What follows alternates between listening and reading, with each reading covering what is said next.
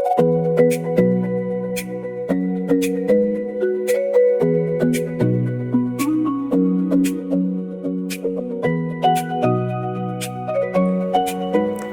មគោរពជំរាបសួរដល់បងប្អូននិស្សិតនិងសាធារណជនទាំងអស់គ្នាឲ្យបានជ្រាបថាសាកលវិទ្យាល័យអាស៊ីអឺរ៉ុបបានធ្វើបច្ចុប្បន្នភាពបន្ទប់អនុវត្តធនាគារហើយនៅក្នុងបន្ទប់អនុវត្តមានបង្ហាញនៅសេវាកម្មធនាគារជាច្រើនដូចជាផ្នែកបម្រើសេវាអតិថិជនផ្នែកបេឡាករផ្នែកឥណទាននិងផ្នែកដោះស្រាយបំណុលយឺតយ៉ាវគោលបំណងនៃការបង្កើតបន្ទប់អនុវត្តធនាគារនេះផងដែរគឺសម្រាប់និស្សិតដែលសិក្សាទ្រឹស្ដីនៅក្នុងថ្នាក់ដើម្បីផ្សារភ្ជាប់ជាមួយនឹងការងារអនុវត្តជាក់ស្ដែង